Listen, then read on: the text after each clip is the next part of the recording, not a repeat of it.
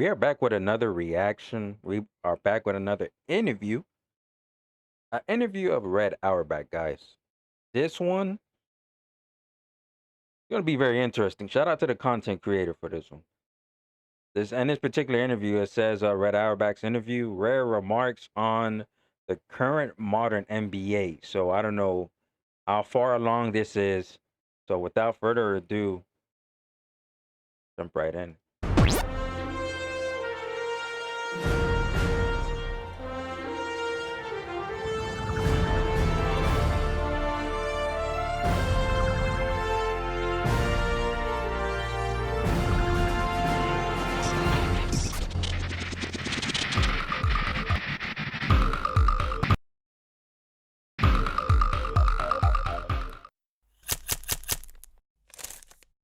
Joining me now is Red Auerbach. Many believe he is the greatest coach in the history of professional basketball. As coach of the Boston Celtics from 1950 to 1966, he won 938 games and 9 NBA titles. He later became the team's general manager and won 7 more. His teams include such legends as Bill Russell, Larry Bird, Robert Parrish, and Kevin McHale. Also joining me is John Feinstein. He is a noted sports writer and columnist. He never played basketball. He is the author of 16 books, including such bestsellers as Season on the Brink about basketball, also A Good Walk Spoiled about golf. Together, they have written a new book, Let Me Tell You a Story About Basketball, Friendship, and Life.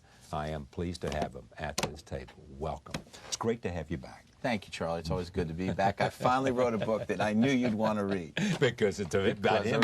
Yeah. He and I used to do a program I did called Night Watch, and I would entice Red to come over and we'd talk about basketball. Now, what's this book about? Well, we have a lunch every Tuesday in Chinatown, and it's a diversified group. Right. A couple ex-players, ex-coaches, Secret Service guys, lawyers, a Hall of Fame high school coach, all those guys. In fact, Chris Wallace is one of our regulars, John Feinstein, and so forth. And we debate and we argue, but mostly we tell stories. At least I do. Yeah. And being I'm the host and I pick up the check, they listen. And in the book, a lot of these stories, now, they're all true, and they're all very unusual. I'll give you an example. In 1964, I took a team over behind the Iron Curtain. Right. I had a great team with Bill Russell and Bob Cousy and Oscar Robertson, and, a great team. So Oscar Robertson played for the Boston Celtics. Whoa, wait a second. I didn't know about this. Oh, man, this guy coached amazing players, man. Oh, amazing. you know that bit when I used to light a cigar? Right. When your victory was assured. That's right. I did it over there before the game started. He had 8 Hall of Famers on that team. I used to drive those commies crazy. Anyway, we're in Yugoslavia. We're going to play the game, and I asked the guy from the embassy, I said, hey, where's the American flag? He looks at me, he says, oh, they won't fly a game with this guy. I said, they're keeping all the money on the gate receipts, right? I says, we're trying to establish relationships, and it's a meaningful thing. I said, you're telling them that there's no American flag, there's no game. Yeah. Let me change the subject from stories to today. What do you think of the condition of the NBA today? Oh, I think it's good. I think it's good. So all the fights and all of that stuff doesn't bother you? One incident, No, it doesn't bother suspend me. the guys and get on with business? No, it's an emotional outburst. That's it? That's it. Is that what you think? No, I disagree with him completely. I think that That's why you're a writer. That's right. That's why I'm a coach. I think Red will agree with me that coaches have slowed the game to a walk. That's why we see games in the 60s and 70s. They want to control every possession. They don't let teams fast break like his great teams did because they're making so much money. They don't want to get fired. They want to control the game. I think it goes back to Pat Riley with the Knicks. I think that there's also a disconnect between fans and players Oh because the my players are making so gosh. much money that when the fans feel they have, quote-unquote, failed them by not winning, by not succeeding, the fans get angry with the players. The players, in turn, Yes. get angry with the fans. That's very good. It really is. It's a good explanation. That's good. That's Right. good. And that's why they keep yelling. People yell, why are the scores so low today? Yeah. They're low because the coach wants to protect his job. The only way you protect your job is to hold the ball. When you hold the ball on offense every time, the score's got to be lower. You take less shots, you see? Meanwhile, when he's in the game, hoping against hope that at the end he'll get a little spurt and win the game. But everything is predicated on money and fear. One of the things that made Red That's was that he trusted his players. Yeah. Well, When- That's absolute facts.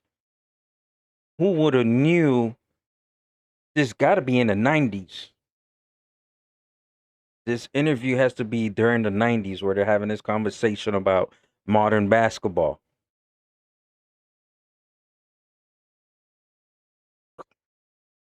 Red Auerbach said it during one of his interviews. He was like, he's not worried about getting fired. He's worried about, no, he's not worried about getting fired. He's more focused on winning, finding ways to win. So, what is it? Maybe the coaches have like a scarcity mindset that they got to protect their job on the organization that they're on. That's interesting. That makes absolute sense. And what he said about the fans versus the players. And the salary cap and everything went up. Players are getting paid and things like that. Oh my gosh. This is actually Russell good. got the he had some ball. players you could trust, too. Well, yeah, and he got them. I mean, Right. remember, he Team was the coach, basketball. the general manager, the assistant coaches, the scouting staff, and the marketing department Yes, that's back then. and lived in Washington, D.C. Well, and lived in and had an apartment in Boston. Exactly right.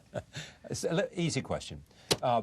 Who had the bigger Warriors' heart? Bill Russell or Larry Bird? Damn. That's a hard question. Yeah. Hold on. Who is this interviewer? This is good. We got questions off the bat. I like this interview. Damn, that question that he just asked now. Who had a better Warriors heart, Bill Russell or Larry Bird? He's dropping bombs. Right, you showed me something there. There's no way to answer that. They were both so team-oriented. There you go. They really didn't worry about or care about their statistics. There you All they go. cared about is one thing. Did we win or did we lose? Man. Both of them played hurt. I remember Russell in a playoff. He had all kind of bone chips and everything like that, and he played. Larry Bird, one day I walked in there, and he had a toe that was shiny, infected in between his toes. If it was me or anybody else, they'd run to the doctor, get it cut and bandaged and this and that. He says, I'll do it after the game. I looked at him. Oh, boy, his Beast. stock rose that high. But, Charlie, it's amazing how he got those two guys. How did he get those Well, two guys? he got Bill Russell by trading the Ice Capades in Right, 1956. right. 1956. It's in the book. You want to tell it or you want me to Business tell it? You move. do it about I do it shorter. 1956, he had created a very good team. When he took over the Celtics, they were nearly bankrupt. Worst team in the NBA. Now they're very good, but they need a center. His college coach, Bill Reinhart, takes George Washington to play San Francisco, comes back and says, I've seen your center. You've got to get this guy at all costs, Bill Russell. He knew Russell would go probably with the first pick because you remember USF had that 55-game winning streak. Right. The Celtics had the 7th pick in the draft. Red traded 2 future Hall of Famers, Ed McCauley and Cliff Hagan, to St. Louis to move up to number 2. But Rochester had the number 1 pick, and Les Harrison, the owner, wouldn't trade the number 1 pick. It would have been bad publicity. So Red went to his owner, Walter Brown, who also owned the Ice Capades. And he had him call Les Harrison and say, you've always wanted the Ice Capades in Rochester. If you don't take Russell with the first pick, I will send the Ice Capades to Rochester next year. He took easy? Les Harrison took Business. Green out of Duquesne. Yeah. Red took Russell. The Ice Capades had a wonderful week in Rochester, right. and the Celtics won 11 That of the is next 13 NBA amazing. titles. Bird, he drafted a year early. Yeah. Bird still had a Right. year of eligibility left at Indiana State because he'd been in Indiana for a semester. And Red knew that and knew that he could take him because he'd been in college for 4 years. Nobody else was paying attention. So Red only had the 6th pick in the draft. He took Bird, knowing he'd be the 1st or 2nd pick the next year, either here or Magic Johnson, and Right. signed him before the next draft. Do either of those two guys, is either of those two guys better coaching material? Well, Because they both did it. He'd answer that better than me. Russell or Larry? Who's the better Who's a better coach? You gotta know. This interview is. Whoa, these questions are good. Like, there's certain interviews that are like bland. These questions back to back. I like this. Who had the better warrior spirit, Bill or Larry? Oh gosh, now it's back to the same thing. Who was a better coach? Now, granted, it's different because Larry had a shorter period, 3 years. That's all he wanted, and then Bill Russell had his success too. My only thing is the hypothetical. If Larry Bird went past 3 years, and where would that have gone in this conversation? So let's see what Red's gonna say. Oh, Larry. Really? He knows basketball? No. Okay, He has okay. the patience. Patience. Russell would get bored to death. See, Russell's very bright. I know. See, and he'll get bored to death, and after a while, he couldn't stand the shenanigans of some of the modern day athletes, Ooh, and he'd blow okay. his top and throw him out of there. No, Larry gave it up after 3 years, too. Larry gave it up too for the same reason, I'm Just sure. no, the patience. You resisted all efforts to bring you back into the game with some other team. Oh, many times. You just what?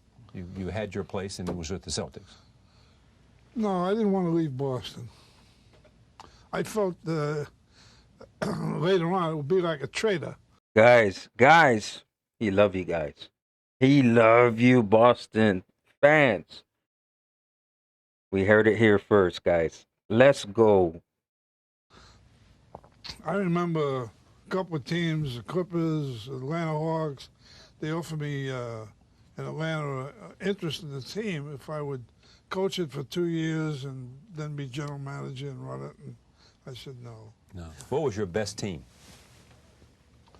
There were two bests.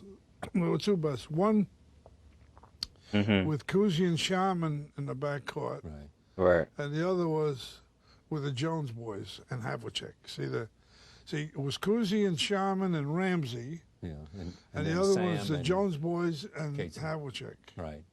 See, And Russell Casey was and the Sam. bridge. And Russell. And Wow. Russell was the bridge. Wow. See, Wow. when Cousy and Sharman left, my point production went down about 5 points a game. So I had to shear up the defense. So I did it with Casey Jones. And that's Who's the best player in the game today? Kobe? Or Tim? Or I think it's Duncan, personally. You do, Tim I Duncan. love Duncan. Yeah. I think he does seems like everything. he's a selfless player. He's a selfless player. He's one of the best human beings I've met in the sport in the last 20 years. He's very bright. He has interests other than the game. He will not, as Red says, be going around. Have you ever seen Tim Duncan flash jewelry? No. Nope. But I think you'd prefer to have Shaq because of his strength. You would. well, I don't know. See, there's something about Shaq that disturbs me. He's Oh. not a great rebounder. Oh, guys. Hey, this is a good interview. You talk about Shaq. That one thing, this guy, he has an eye. He knows what he's talking about. This is what I love about Red basketball. The one thing that the thing that disturbs him about Shaq. He's a big man, and he's not a good rebounder. Hold on, let's listen. It is surprising, isn't it? Yeah, I mean, you know the game. You ever see him really jump for a rebound? Not Or really. Position himself and all the things Not that's really. required to make it. He's not. Jabbar wasn't a great rebounder. No. The only great rebounders was Russell and Chamberlain. Right. They Yeah. get the ball. They dominated. See? There was a matchup, wasn't it? Russell and Chamberlain. I was telling the story. With No, it's great. Chamberlain used to work for me when he got out of high school. And all of a sudden we go to the game one day, he looks at me and he says, "Drop dead, you SOB." Actually, he said something else, Instead but we of- won't repeat it on television. Instead of saying hello, see? Yeah. What Drop the- dead, USOB. Yeah, and and worse. he says the same thing to Russell. What? So I try to figure out what caused this, you know, where did this come from? His coach told him the reason the Celtics beat his team all the time is he's too nice to Red and too nice to Russell. It That's didn't a work. great story. That's in the book. Well, another thing was Chamberlain. I used to drive him a little nuts after that. So when you call a timeout, you're allowed to talk to the referees. Yeah. So when you talk to the referees, the other coach is permitted to come over and listen. So when I call a timeout, instead of the other coach coming over, he comes over, and then Chamberlain comes over, like he's bigger than the game, big man. So I'd stop right in the middle and I said to the referees, I said, "Who's him?" I said, "Who's that guy?" I said, "Get him out of here." And he go bananas. How dare they talk? In fact, one night, Chamberlain tried to get at Red. He just lost it. And Russell stepped in between and said, "You want him, you got to go through me." And Chamberlain says, "You see this arm? Do you know what I can do to you with this arm, Russell? You want him, you got to go through me." Red standing behind him saying, "Let him go, I'll own his house." Why do guys like that have very successful records in the college ranks, Pitino I'm thinking about, and others, not do well in the pros? First question. Second question, He's about to ask a second question. That first question is something that, guys, I've been thinking about for a very long time. Great coaches in college, they don't do well. Is it? I don't even know how. I know the college kids systems and everything.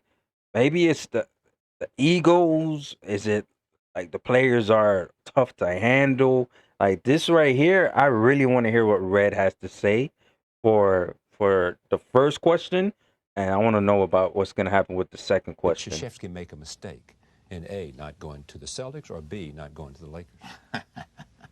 Good. He's asking first good question. questions. Give me the first question again. Okay. Why don't college coaches succeed? One at in a the pros? time. Well, first of all, they a lot of times try to instill the same discipline that they had in college in the pros. In other words, they're treating the athletes That's good. like kids instead of men. Good. And therefore, they can't get on the same wavelength. There it is. They can't communicate. See, the success of coaching is one word: communicate. Wow. It's not what I say, it's what you hear, what you absorb. And these college coaches can't see that. Sure, if Facts. people say, well, if he had the material, he would do this, he would do that. Maybe for a year, maybe two, but after a while, they'd get tired of this dominance. You see, in college, a coach, I did it, it's my team. See? In pros, the coaches, the players are making so much money. They Right. don't want to listen to this stuff from the coach. You know, I hate a coach that says, when they win a game, I won it. When they lose a game, you guys were lousy. There When it he coached, If is. the Celtics won a game, There it is. he would talk to the media for 5 minutes. And he'd say, "Go talk to the players. They won the game, not me." When they lost, he talked as long as the media wanted him. "I'm the coach. I take responsibility. Spread credit, accept blame." You know what I did a couple Wow. of times, many times. I look back on it, and it took. We lose a game. They're down. You know, I don't stand for any levity in the dressing room when you lose a game. No, exactly. But I'd go in there and I'd say, you know, I was lousy. I said, you guys weren't all that bad. I said, I was lousy. I did a lousy job on the bench. I said, my substitutions were terrible. I said, I wasn't into it. I said, so shrug it off, forget it. This is my loss. They look at you. You know, what? How many coaches you know of would go in and say that they lost the damn game? What's his place in basketball? He's on Mount Rushmore. I mean, not just in basketball. When you put the Mount Rushmore of coaches in all sports up there, it's red. It might be Bear Bryant. It might be Vince Lombardi. It might be Casey Stengel. But in basketball, it's red in the pros. It's John Wooden in the college level. There's just no question. It's not an issue for anybody. As somebody wrote, he didn't invent pro basketball, but he perfected it. And he took over a team that was about to go out of business, created. Gosh, this is good. He first talked about why collegiate coaches don't translate to the pros. And the egotist is on me. It's everything. You can't speak to the college kids the same way you speak to professional athletes. Damn, that's good. Accountability. Remember, you be seeing in during like interviews and like interactions, there's always somebody that's shifting the blame. Like, come on, let's take accountability. We lost. It was my fault. I got to get the guys right. And then that's it.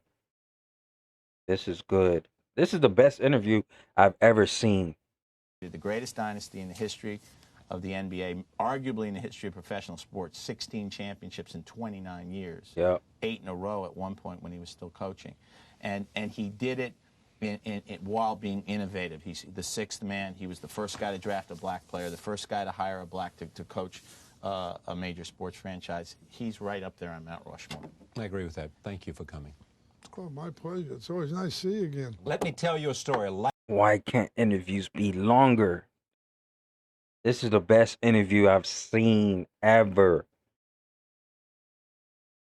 Who's the guy that interviewed? Who was the one that was asking questions? Those questions were amazing. Wish I knew who that was. And as absolutely true. Red Auerbach, freaking, he's the one that constructed all these things that's going on. The fast break, the six man. He saved basketball, honestly. When it first started, put it up there, and then it just elevated over time. Wow. I'm mind blown by this interview. This was a 10 out of 10, 100 out of 10 interview, guys. Those questions that were asked was really good. The conversation between the three of them, it wasn't interrupting, letting them speak, talk. They're going back and forth.